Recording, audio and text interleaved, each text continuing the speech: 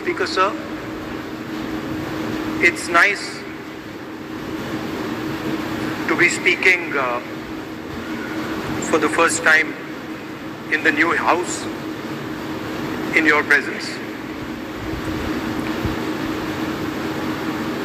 I stand in support of the Women's Reservation Bill.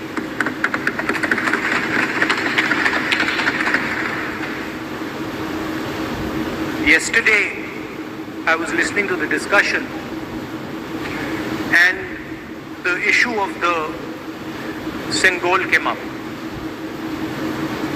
And there was a conversation, a to and fro, about the Sengol. And also a little bit about the conversation about the transfer of power from the British to the people of India.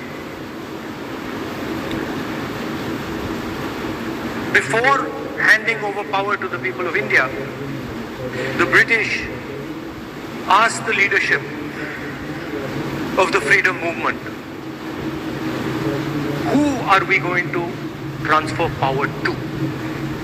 And of course there was a little bit of arrogance in this statement, because they viewed India as a poor country. And the revolutionary answer that our freedom fighters gave was, we are going to transfer power to the people of India. So we became a country that from its inception gave the vote to all our women. And this was a revolutionary thing at the time. We also gave the vote to every single community. And the vote was a mechanism of transfer of power. It was designed to further transfer power to the people of India. And if you look at the journey from independence, it's been that journey. It's been a constant transfer of power, more and more and more power to the people of India, on one side. And on the other side, the counter idea, that take away power from the people of India. This is the fight that is going on. And in fact, in many ways, it is the fight that is taking place today. Huge step forward in the transfer of power to the women of India was Panchayati Raj, where they were given reservation and they were allowed to enter the political system at scale. And this is another step. It's a big step, it is not a small step. And I'm sure everybody in this room, the treasury benches, the opposition, everybody agrees that this is a very important step for the women of our country. They fought for independence. They are as capable as any man, in many ways more capable, and should be given as much space as they possibly can be given. There is one thing, in my view, that makes this bill incomplete. I would like to have seen OBC reservation included in this bill. I think it is very important that a large chunk of India's population, large chunk of India's women should have access to this reservation. And that is missing in this bill. There are also two things that seem strange to me. One is the idea that you require a new census to implement this bill. And the second is that you require a new delimitation to implement this bill. In my view, it is quite simple. This bill can be implemented today by giving 33% of the seats in the Lok Sabha and the Vidhan Sabha to India's women. And so I wonder if this is not designed to push the ball forward. To push the ball forward 7, 8, 9 years and then let this thing play out the way it does. I know my friends tend to like to take the attention of people away from other issues. You know, there is of course the Adani issue, which is they always want to take the attention away. But there is another, I would like to say that. One of the things that, this is quite a nice building, nice peacocks, nice peacock feathers on the ground, nice peacock feathers in the chair. It's a nice, tasteful building. But frankly, I would have liked to see the President of India in this process. The President of India is a woman. She represents the tribal community, and it would have been befitting to have her visible in this transfer from one house to the other. So, one of the things that the government likes to distract from, of course, is Mr. Adani. And there is another thing that the government likes to distract everybody from. And that thing is called the caste census. For some reason, and I don't quite understand what this reason is, the moment the opposition raises the issue of caste census, the BJP tries to create a new distraction, a new sudden, event, so that the OBC community and the people of India look the other way. In my research for this speech, I took a look at the different institutions that define how our country moves forward. There are many. There is the Lok Sabha, Rajya Sabha, Vidhan Sabhas. There is the bureaucracy. There is the press. And there's the judiciary. And I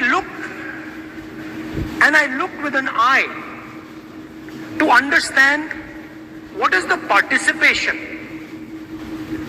of the OBC community in these institutions. मतलब हमारे जो institutions हैं उनमें OBC की भागीदारी कितनी है, ये सवाल मैं पूछ रहा था और मैंने अलग अलग इंस्टीट्यूशंस में थोड़ा रिसर्च किया. जो सेंट्रल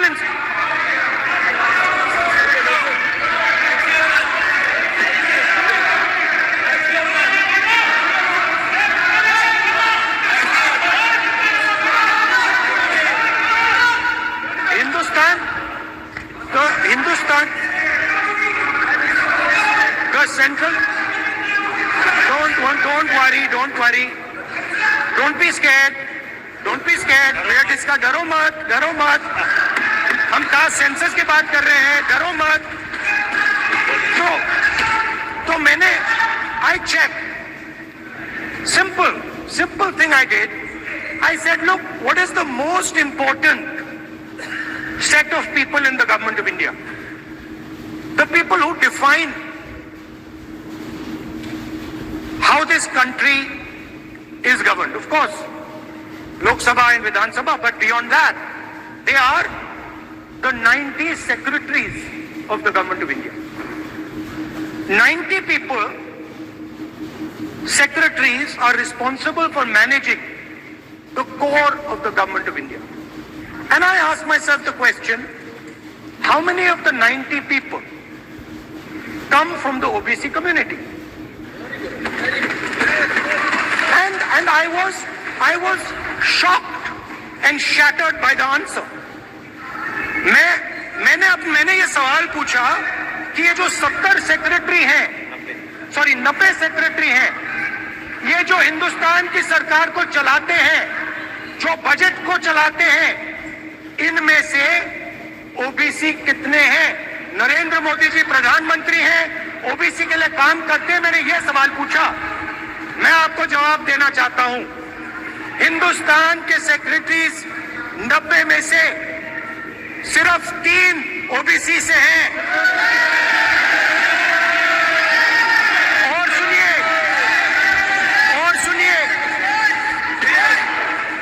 और सुनिए, नहीं घबराइए मत, डरो मत।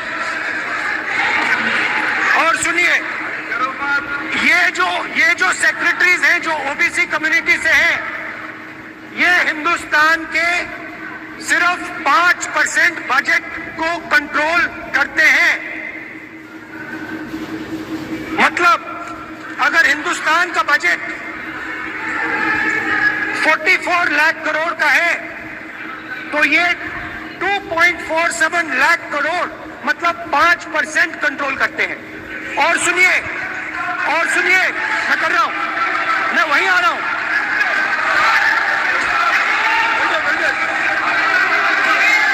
मतलब ये जो है ये ओबीसी की बात नहीं सुनना चाहते, ओबीसी की बात नहीं सुनना चाहते, ओबीसी की बात नहीं सुनना चाहते, ओबीसी की बात नहीं सुनना चाहते।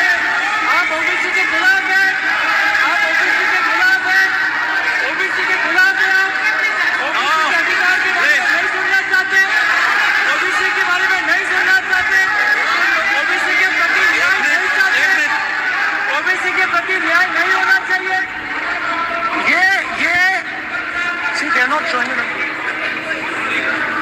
ये जो है, हाँ, मैं माननीय सदस्य से आग्रह करूंगा, एक मिनट रुकिए। माननीय सदस्य से मैं आग्रह करूंगा, एक तो ये महिला आरक्षण बिल है, और दूसरा सभी माननीय सदस्य समान है। डरो मतो ये शब्द इस पार्लियामेंट में नहीं बोलना चाहिए।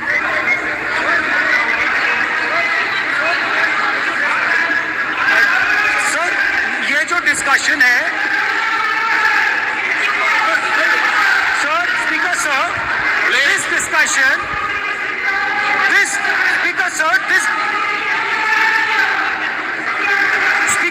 this discussion is about the transfer of power to the people of India, the women being one group of the people of India and the OBC community being another group of the people of India.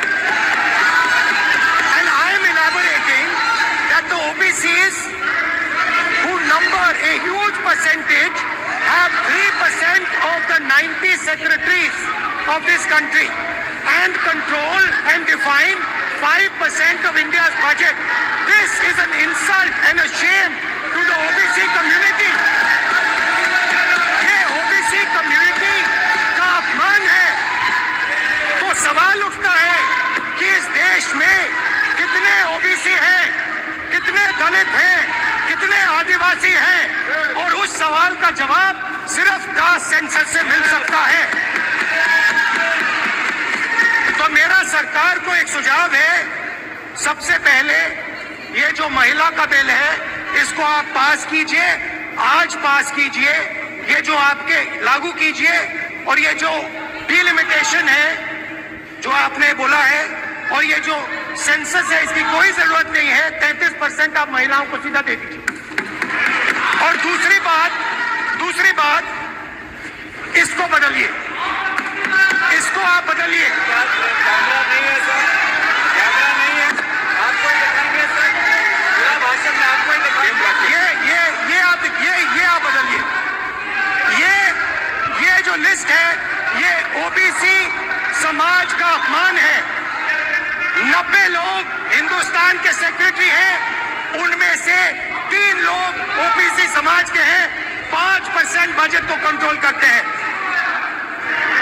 तो जल्दी से जल्दी आप caste census कीजिए, जल्दी से जल्दी जो हमने कास्ट सेंसस किया था उसका डेटा आप रिलीज कीजिए, और अगर आप नहीं करेंगे तो हम कर डालेंगे। Thank you.